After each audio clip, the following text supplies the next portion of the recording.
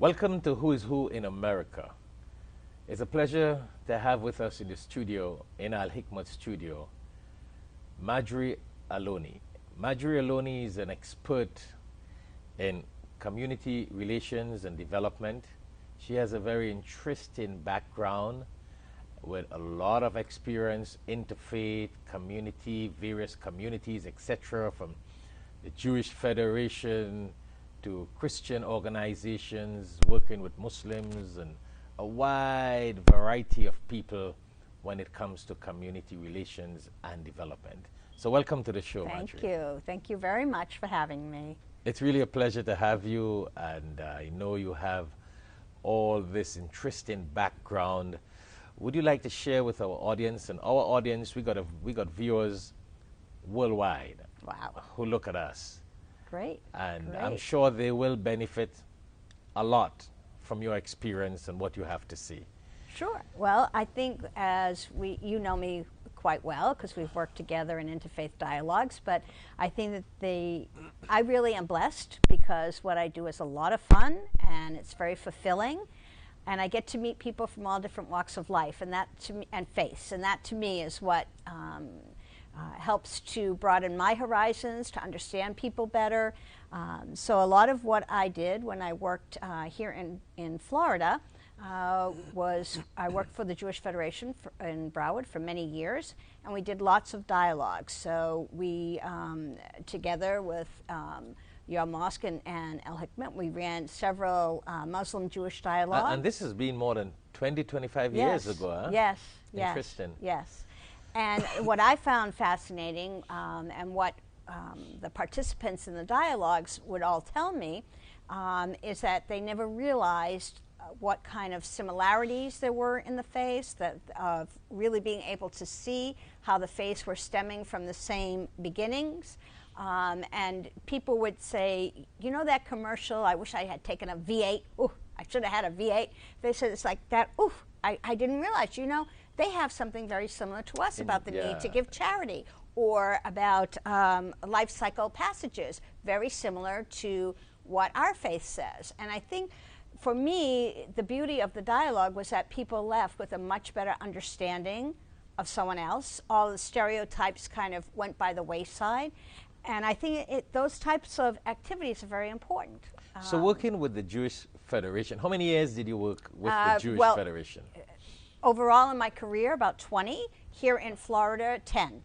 So with 20 years of experience. I started in Boston, and then I moved to New York, working for federations, and then I came down to Florida and worked for the Federation here for 10 years. That is phenomenal. 20 years of experience with the Jewish Federation would have given you a wealth of knowledge in dealing with people of different faiths. Absolutely. Absolutely. Different faiths, different races.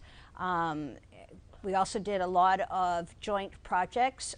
For example, when I came down here, one of the projects that we worked on with other community partners, faith and race partners, as well as social service partners, was on immigration. We ran workshops. We did these massive events where immigrants could come, and we had people trained to help them fill out their application for citizenship.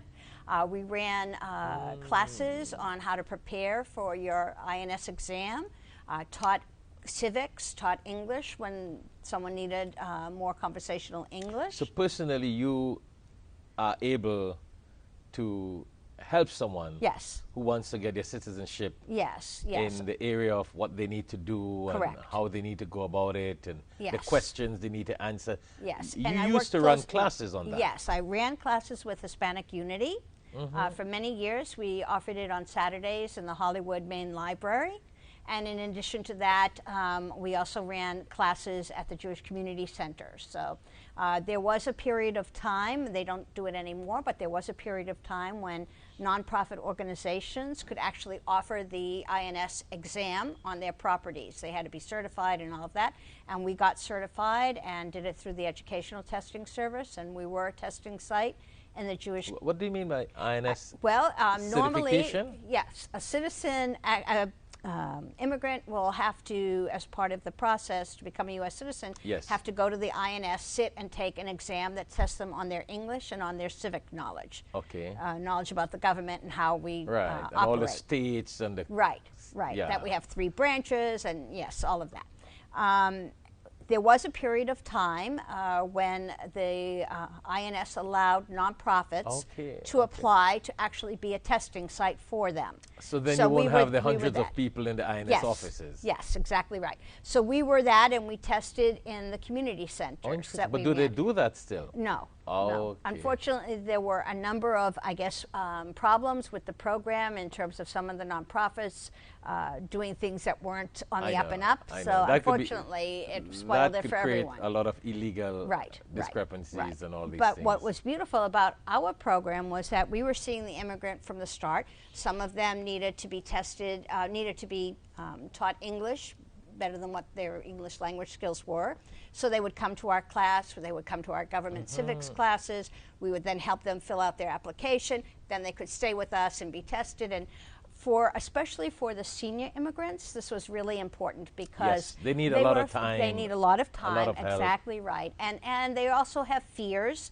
Many of them are coming from governments that, the best thing that you could do in your home country was not be seen by the government. So for them, the thought of having to go to an INS office to take an exam was very scary. Yes. So to be able to take it with us, a friend, someone that they knew, that they'd come to classes there, that they felt comfortable with, they tested much better. So if the Muslim community was to request you to come and set up some of these classes in different mosques and Islamic centers, I would love would you be willing to do that? Absolutely, I would love it. That's phenomenal. Actually, as our program continued, we actually set it up with the Federation because we had settled a large number of Russian elderly Jews in the community, and we really set it up for them.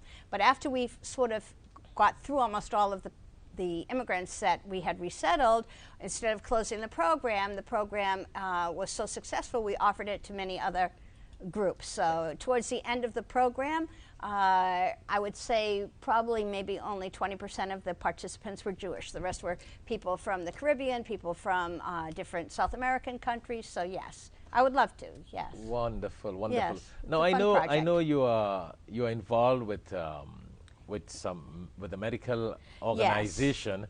Yes. And of course, our viewers will be very much interested in knowing about your medical experience in the medical services, if I want to put it like that. Absolutely. But what are some of the other services that the Jewish Federation offered? Because, I like that. I like what the Jewish Federation has been doing, and I really, or what they are still doing, and I really wish a lot more organizations can do that. But because of the many years that the Jews have been here in America, they have realized the need for a Jewish Federation. And I really think that the Muslims need to have something. And they're probably getting there now and understanding they're now getting there with all the technicalities and issues that Muslims are having in America. They will now see the need for a Muslim Federation, as you had the Jewish Federation, where they can serve the people in all walks of life, in every different area. Yes. So before we get into your medical experience and background with helping people and what the Hallandale Medical Center does, because you are the community relations person for Hallandale Medical Center, and I want to make sure I get this correct, always Classic Care. Yes. So before we talk a little bit about Classic Care and Hallandale Medical Center, what other services? So typically, you have a Jewish Federation in every community in the United States, and if you will, raison d'etre for the Federation is to raise money to help support the community, support Jews both locally as well as overseas. So it's primarily, first and foremost, a fundraising entity. But what they do with that money, most federations have a planning and allocations committee, and various organizations, Jewish Family Service, Bureau of Jewish Education, Anti-Defamation League, any and all, can come to these planning and allocations committee meetings and say, this is the program that we need help with funding, because it will serve the community in this way or that way. And the Planning and Allocations Committee deliberates and decides where they're going to to give out grants. And the whole point of this is that the other part of what Federation does is a planning process. So they're looking at the community as a whole to see where there are gaps in services. Okay. So for example, one year they may look at the community and say, our community is aging, and we really need to put some more financial resources into services to the seniors.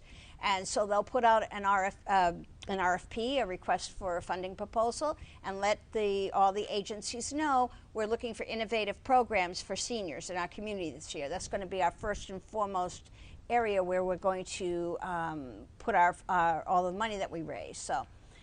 So Jewish Federation really operates like a little mini government for the people. I mean, offering services. I mean, it's not the political level of the government, but when it comes to the needs of the people, the social services of the people. Right.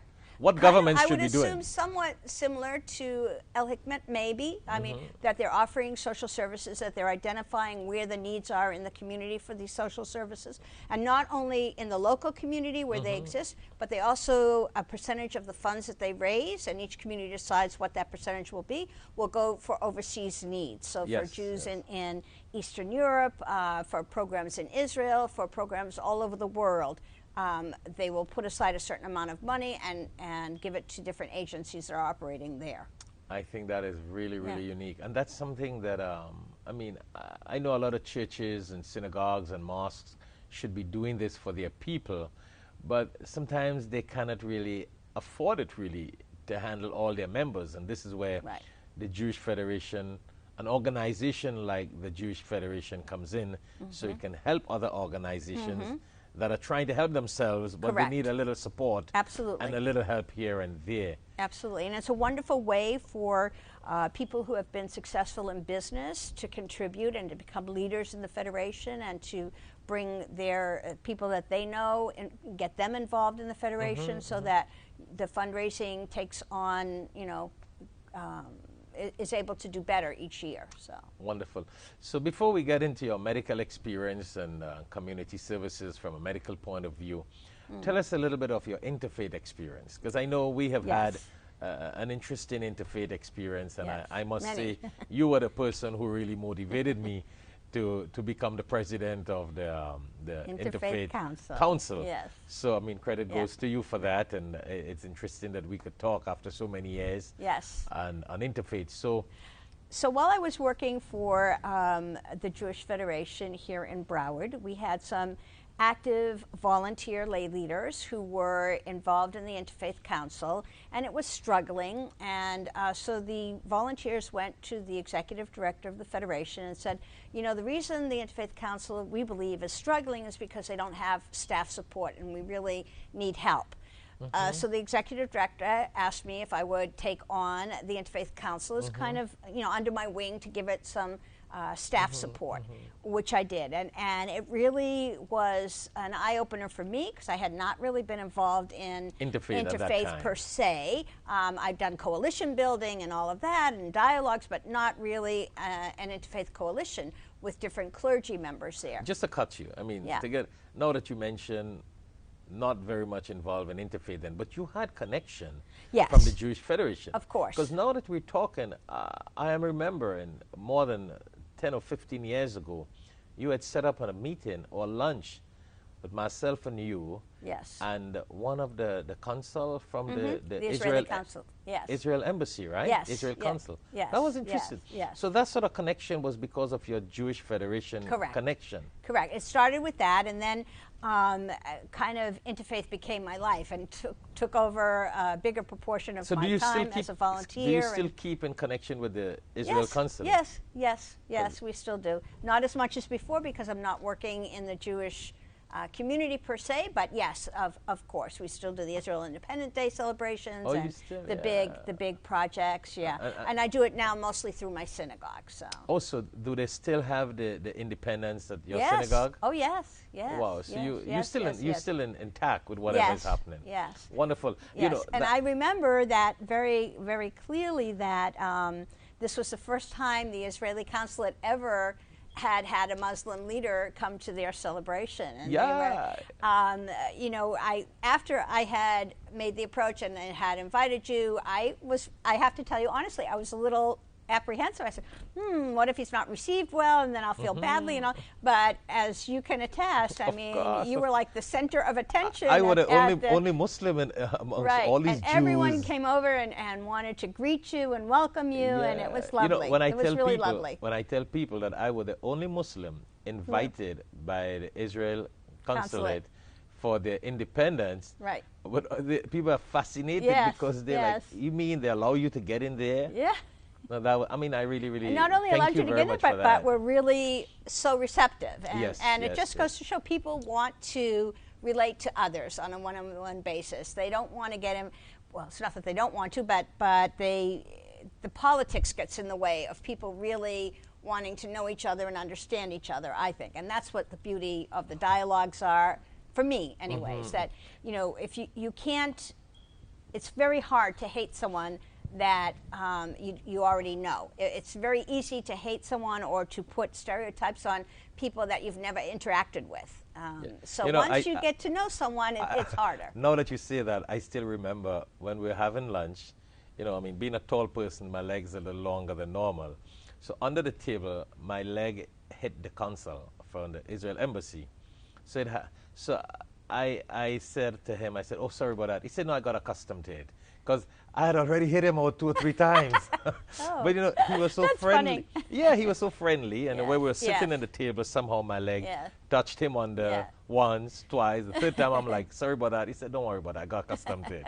But, you know, people will not understand the relationship because now, I mean, now there are a lot of communication handling and going on here and there. But because of the political scenario and all the differences, and I do remember also very distinctly that it was to your credit, really, that you were one of the first to sort of get involved in this area. And I know that you kind of suffered on the other end with people not understanding why you're even doing this and complaining. And I felt very badly about that, but I said it's the same thing in reverse. Is people don't understand because they haven't had a chance to really get to know one another. There were a lot of Muslims who had a problem with me being the guest of the Israel consulate. And I do remember you telling me that you had people in your congregation calling you the Jewish imam. Yes, that I remember. They would call me that. They would think, why am I so much involved with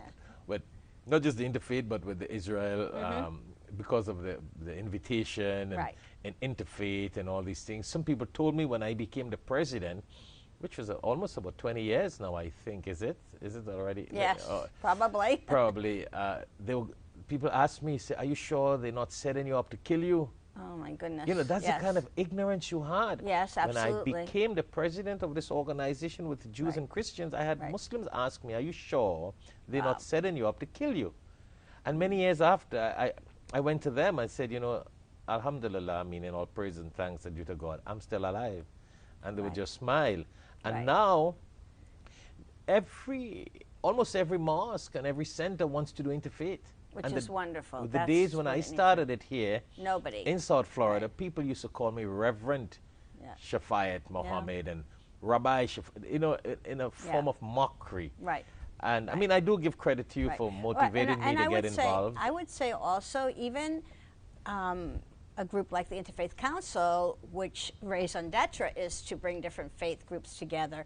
When I was president and I wanted to go beyond the traditional partners that were involved in interfaith to bring in Muslims, to bring in Hindu, to bring in Baha'i, I was faced with a little, I would say, apprehension. But as they said, okay, to their credit, they were faith leaders. They said, no, we need to at least be a little open. Let's bring the people, let's meet them. And once they met, that was fine. We got them involved. But, you know, like I said before, to me, it's if you don't know someone, if you buy into stereotypes and you don't get to know someone, it's very easy to be ignorant and to be hateful and to do all. But once you get to know someone and you get to understand someone's faith, it becomes a much better opportunity for everybody. Yes, and it's all about education, you know. People get educated and they got a good heart and a good intention. Absolutely. all these walls come down. All Correct. these walls That's a very come down. good way to put it. Absolutely. And I think Interfaith really does a fantastic job when it comes to Yes. that. And even though there is so much of interfaith activities going on, there is still great need. You know, Absolutely. there is still great need because there are a lot of hate out there, Right. a lot of hate crimes, a lot of, you know, very... And I would say today, irregardless of what your political views are on the administration or what have you, because we're seeing increases in kind of polarization in our country, and I think we can all agree on that, I think it's even more important that our clergy speak up. They Yes. are, after all, the moral force in our community, and they need to be speaking up, talking about creating beloved communities, talking about projects that we can do to help people who need help. That's, to me, the role of interfaith as well, to really be that moral voice. Well, help hence we guide have us. another show on Alhikmat TV, which is called Voice of Interfaith Clergy and Community Expression, where Perfect. interfaith communities and interfaith leaders can come forth and express on a very intellectual level, you know, a different level of discussion that the world can benefit, the future leaders can benefit. And as you said before, it's about education, and it's about that sharing of one's faith background and one's faith, what one's values are. Yeah, absolutely. It's essential. Now we can understand why you are a community relations and development person with your experience working with all different kind of people, all Yes. different religion, all different race and Right. creed, etc. Right. So we're going to go on a short break. And when we Okay. come back, we're going to talk about your involvement with Hallandale Medical Center and what the medical center does and what services you offer there. Perfect. And the always classic care, what sort of care you do for the old and the young and the Excellent. communities, etc. Right? So it's a Perfect. pleasure again to have you with us. And Thank you. again, to the viewers worldwide, it has really been a pleasure and a blessing to have Marjorie Aloni with us on Who is Who in America on Alhikmat TV 24/7 online. And do stay tuned. When we come back, we'll continue our conversation with Marjorie Aloni. Assalamu alaikum wa rahmatullahi wa barakatuhu. Due to the negative propaganda against the Quran and the Holy Prophet Muhammad sallallahu alaihi wasallam, it has become imperative upon us to spread the message of the Quran, inshallah. Therefore, Al-Hikmat kindly requests your support to pledge and sponsor 100,000 Quran drives on CDs. Join us sponsoring Qur'ans on CDs for free distribution fi sabilillah for Muslims and non-Muslims worldwide. You can also sponsor on behalf of family members and relatives that have passed away as Sadaqah Jariyah. Assalamu alaikum wa rahmatullahi wa barakatuhu. Al-Hikmat Services, serving the Muslim community and non-Muslim community.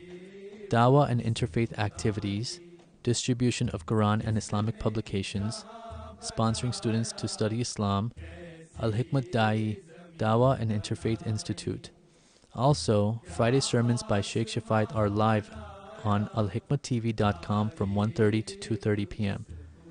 Download our free Al-Hikmat TV app on your mobile devices. Don't forget to follow us on Facebook and Instagram and subscribe to our YouTube channel. Feel free to donate to Al-Hikmat Dawah services online with a credit card or PayPal at alhikmat.com. For more details, contact Al-Hikmat office at 1-800-804-0267 or our local number 954-986-0158 and visit us at www.alhikmat.com. Jazakallah khair. Al-Hikmat has been serving the Muslim and non-Muslim communities for the past 30 years through the publishing and distribution of Islamic literature and radio, and also TV programs plus interfaith activities. Due to the demand and many requests of non-Muslims and new Muslims for Islamic literature, we request you to donate generously $1 fi sabilillah in the path of Allah subhanahu wa ta'ala towards distribution of the Holy Quran, Al-Hikmat TV 24/7 online, Dawah publications, Surah and Zikr books, genealogy of the prophets, feeding and clothing the poor, orphans, and the needy, students seeking to study Islam, printing of Islamic publications, our monthly Muslim magazine, One God, Same Religion Dawah brochures, Quranic Arabic reader with Tajweed for students.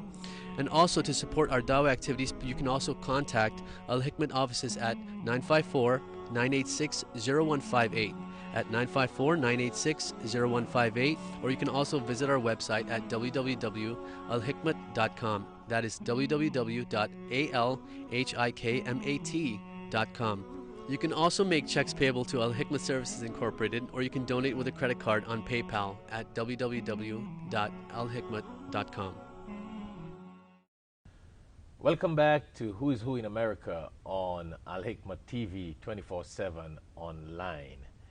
Once more, it is indeed a pleasure to have with us in the studio, in Alhikmat studio, Marjorie Aloni, who is an expert in community relations and development. And as you have been hearing before we went on the commercial break, her experience with the Jewish Federation, immigration services, interfaith activities, and all the entire 9 yards.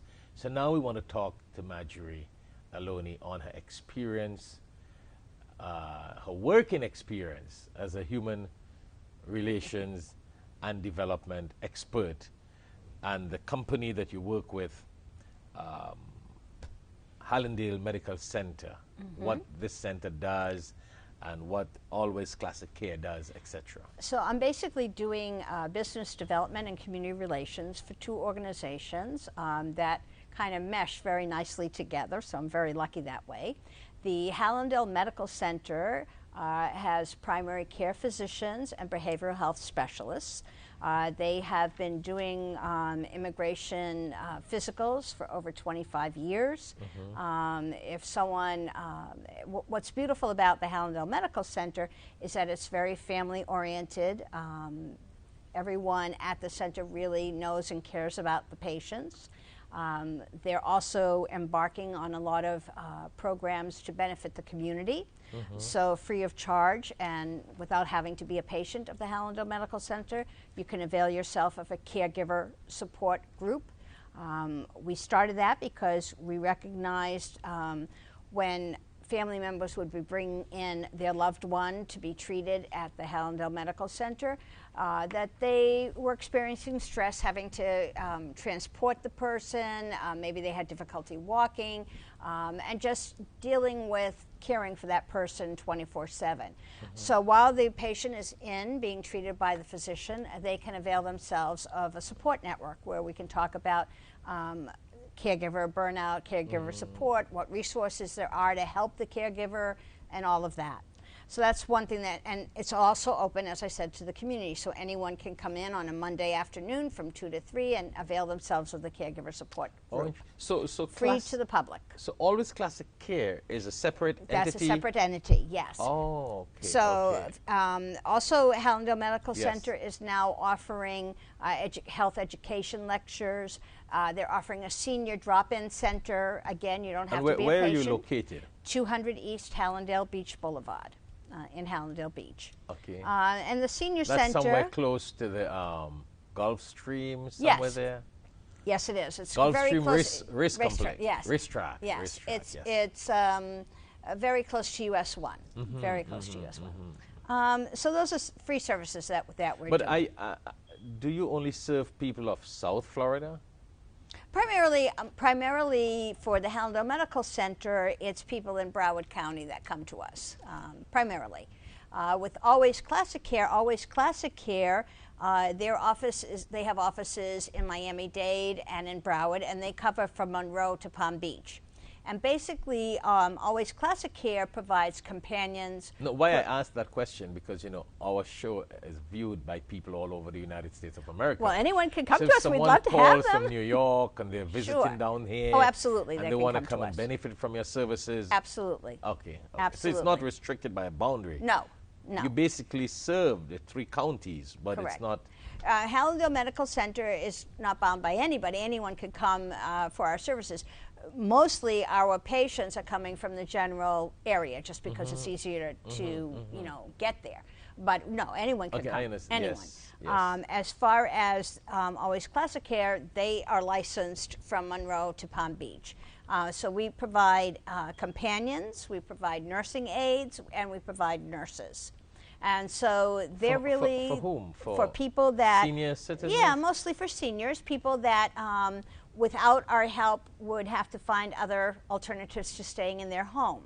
Oh, so you send aides at their home to stay with them? Yes, Oh, and companions if they don't need aides. Maybe they're just lonely and need someone to sort of, stay with them. I think a lot of people nowadays may need companions. Yes, absolutely. What do you mean companion? What kind of companion you send? Think of a companion as like a homemaker, somebody that will come in, maybe help prepare the meals for the person, help clean the home, transport them to appointments. And what's the fee? Anything, what sort of fees? except direct care, direct touching of the patient, like not bathing and things like that. That would be an aid. But any other thing can be a companion. Oh, that is interesting. That's the difference. You mean not getting involved in the medical, physical area the that companion could is create just problems. there to assist. But the aide would be there. The nursing aide could come in and be with the patient for any amount of time that they need them, and they would be able to bathe them and to do other things to assist them. So this all works by having the classic care. Come in. You call us. You tell us what the need is. How the financial area works on this? Your insurance always, covers that, or what happens? Well, Always Classic Care is private pay and long-term care insurance. So if you have any long-term care insurance, we will do all the paperwork for you, and they will cover it. As well as the companion? Yes, everything. This is interesting. This is interesting. So, just could you share with our audience what the cost is like? Sure. So, if you're doing a private pay, if you don't have the long-term care insurance, for example, an aide is about $15 an hour, and we do have, we will make some exceptions. So, someone could pay for that personally out of their pocket if they don't have the insurance. Of course, absolutely. But and that's how most nurse registries and home health agencies work.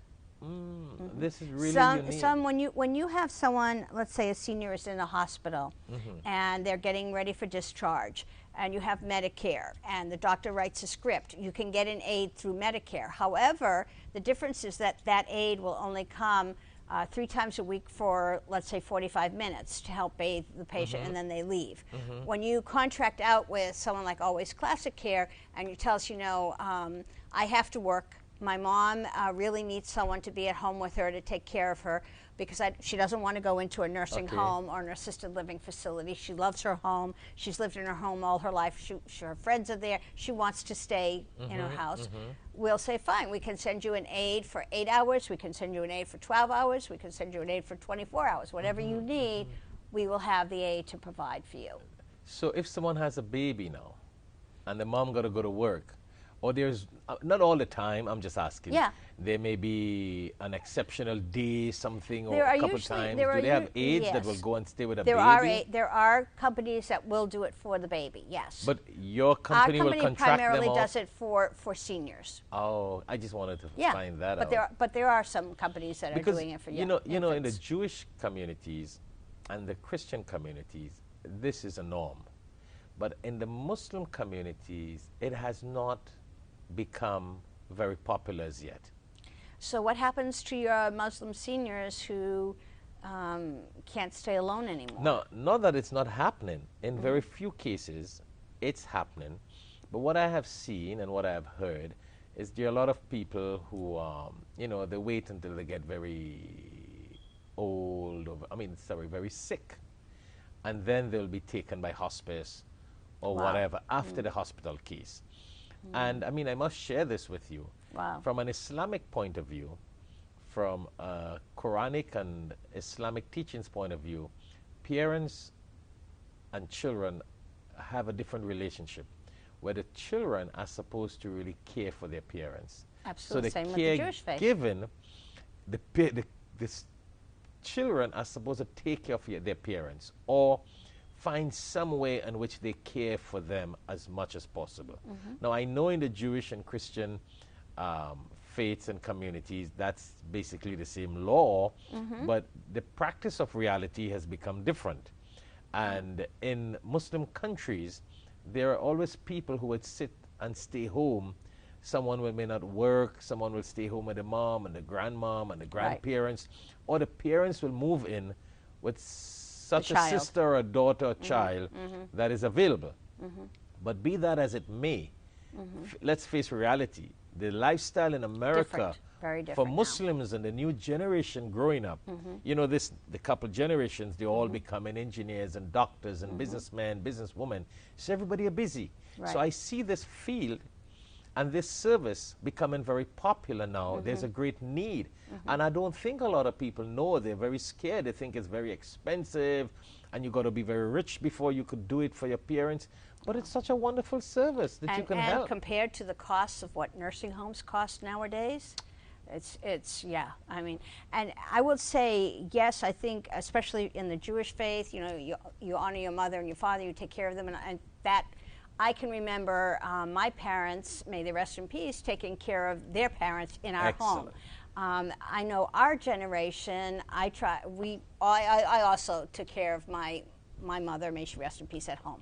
But I know I was told by many of my friends, I hear the comment, "Oh, wow, you're really a good daughter. You're taking care of her," because it's just easier. I think in this generation, as you mentioned, it's just easier to not do that. And so at least now we have the aides that can come and help. So for example, although I was taking care of my mom at home, at the same time I needed to work. So I would, you know, leave the house at 9 when the aide came. The aide would stay with her until I was done with work. I would come home and then I could take care of her in the evening. And I think that's a much comfortable system and service than having your parents go into an old age home.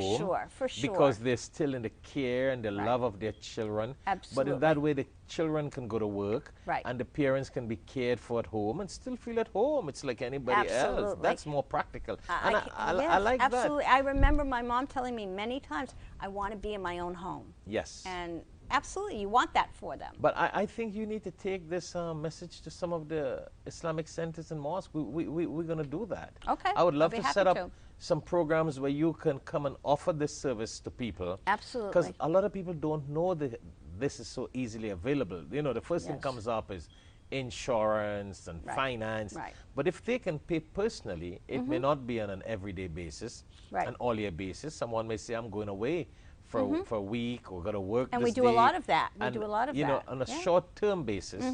And then it we may have help others on that a long only term. need someone for 4 hours. Yes. Let's say that, you know, they work part-time, so they only need 4. We coordinate. There's no minimum number of hours that you need us, so we'll work with you on. So you got a companion, you got an aide, and the companion comes and take care of the home if they need. They clean, they make the bed. If the person needs an escort to go to a doctor's appointment, they can do that, or, you know, shopping, transportation. The aide, on the other hand, is licensed and trained so that they can bathe the patient, know how to lift the patient properly, help them dress, that sort of thing. Because for legal reasons and legal implications, you want to make sure the companion don't go beyond and don't hurt or cause and that's why when someone problems. calls us, we ask exactly what tasks they need. Yes. We will have a nurse go in and do an assessment to make sure that we're providing the right service. And then we have nurses, so that it's only the nurses that can administer the medications. So okay, beautiful, beautiful. I'm sure that we can get a lot of people in the Muslim community. That would be great. Who will we would love to call help you, and I know there are a lot who need this sort of. They may not need on the full long-term basis, but that short term is where a lot of people need that help. They're looking like, what do we do now? They got to drop to get someone to come and stay with their parents or grandparents. Phenomenal. We I have love that. a lot of people that will call us because, as I said, Medicare will cover, usually it's up only to 4 weeks after a hospitalization and only for that hour to come in. So we will have people that will call us saying, you know, my mom or dad isn't quite back to their normal strength and I don't want to leave them alone. So they'll hire us to continue the care for another month or whatever so that they can get back on their feet fully.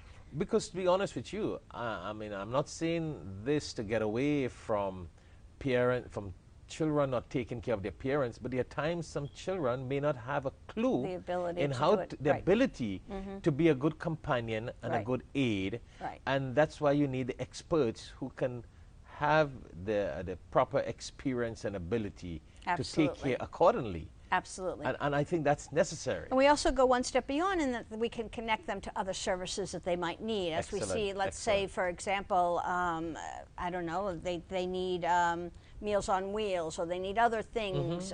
You know, we can hook them into the services that are there because we're well connected. I think we're going to have to get this a little more out into the community and get people to have more questions on a personal basis. So before we conclude the show, Marjorie, I know that Hallandale Medical Center has a lot of other services that they offer. Like we were talking before we went on the show about grieving and immigration, medical services, etc. What are some of those services they offer? So we've had 25 years of experience. When someone is an immigrant and needs to apply for any of their status, they have to have a medical examination, an INS examination. We have been doing those for 25 years, and we do a complete exam. Unfortunately, there are a number of different medical groups that are out there that will advertise, you know, a cheap price for an INS physical, and they're kind of, if you will, a bait and switch type of thing. You get there, they will provide some basic stuff, but then they'll say, oh, you also need vaccines, or you also need this, or you also need that, and there's an extra charge for that. So, by the time you're finished, you're running $600. Right. So we're very comprehensive. We always have been, and we always are, and we're very up to date on every change that there is. So just had a series of changes a couple of months ago to the physical, so we know. We monitor it very closely, and as I said, we have 25 years. We provide that. Immigration medical services to people who have to get their immigration status adjusted accordingly. Correct. Wonderful, wonderful. And we also provide all kinds of primary health. If you have any health issue, you can come to us. We have our own lab on premises, so you don't have to go out for the lab work. We have our own X-ray. Blood, yes.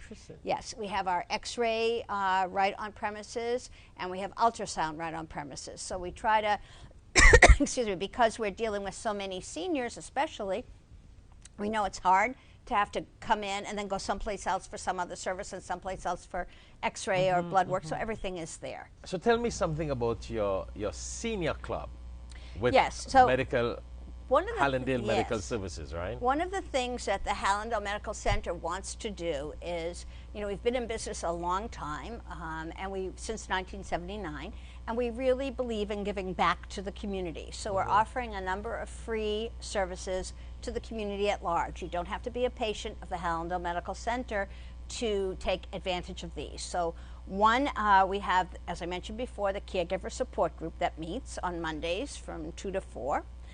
We also have, we're just beginning now in March, a grief support group. And what that's for is someone loses a loved one, especially if they've been really caring for them. They go through a lot of different stages of their grief, and they need help really kind of adjusting to the whole change. And so we provide that. You can come in once a week. We offer it. You can come in for as long as you're getting you need, and we have that, and that's being provided by our behavioral health specialists. So it's very good counseling. We also offer educational lectures on different topics all of the time. Those are also open. And our newest... These programs take place at your center? At the center, yes. Okay. We also offer a brand new program, which is what we call our senior club. And in treating a lot of seniors, we recognize that some seniors are really still fairly much alone. Many of them have lost their friends, or many of their friends have moved away, and so we wanted to offer a social opportunity for the seniors to come together. So once a week we have a senior club where the senior can come in. We'll have refreshments, we'll have entertainment. Sometimes it'll be a singer, sometimes it'll be a book review, sometimes it'll be jewelry making, sometimes it'll be bingo. We change it weekly. But this is an opportunity mostly to get together, to break the loneliness, to break that cycle, and to be able to meet with others in a social setting. So those are all our free programs. That is very unique, and I mean, those are some of the services that people need. Yes, absolutely. Because there are a lot of loneliness out there, and that's something that people talk about all the time. You know, that's why Yes. people are so glued to their television and their phone. Correct. Because they don't Correct. have that companionship That's right. and that sort of caring. Yes. And you have that Yes. that support for the grieving also. Yes. Someone, as Yes. you said, loses a companion, etc. Which is really hard, which is really difficult, and a And lot they of may times, not even know that they need right. that sort of service. And a lot of times people will also, you know, they might have family members around, and someone might say, well, why don't they just talk to their family member? But many times when someone loses someone, they feel like they don't want to burden the rest of their family by talking about the grief that they're feeling, because they feel they'll just make their family member feel worse. So they keep it inside, which is not good. It's not. So this is a place, a safe place, where they can come and talk about how they're feeling. And sometimes if some family members can cause more damage, because if that grieving person gets it outside, some family members can come and put it back inside. Right. But Or the kind could of thing say, they oh, just get talk, over it, move on, move on. or the kind of yeah. things they talk and they do can create more Yes. complication. Correct. Well, you know, Correct. Marjorie, it has really been a pleasure to have you on this show. Thank Who's you Who in so much. America on Alhikmat TV, which is 24/7 online. Before we conclude, do you have a few seconds, whatever you want to say to our audience as we conclude? I would just welcome everyone to, you know, to call and to get more information on any of the services we provide, either through Hallandale Medical Center or Always Classic Care. You can call my cell phone at any time. I'll be happy to talk with you. If you need help with immigration issues or anything like that that we've talked about, want to get involved in interfaith activities or social action activities in the community, please just feel free to call me. Well, thank you very much. And viewers, it has been a pleasure to have with us in Alhikmat studio Marjorie Aloni, communications, relations specialist, I would like to say, an expert at that. And whatever you have heard on the show today, if there is any service or any assistance in any way that Marjorie can be a help to you, if you don't get her at the medical center or Always Classic Care, feel free to call Alhikmat. Give Alhikmat a call. Our offices, our numbers are on the screen. Give us a call and we can connect you to Marjorie Aloni and the services that she can get provided for you, from immigration, medical services, to grieving, to senior club, whatever services. Feel free to give her a call or give us a call, and we can be of some help. So thank you very much again for viewing Who is Who in America on Alhikmat TV, and it's always a pleasure to bring some of such special guests on the show. Wish you all the best, and Assalamu alaikum. Allah.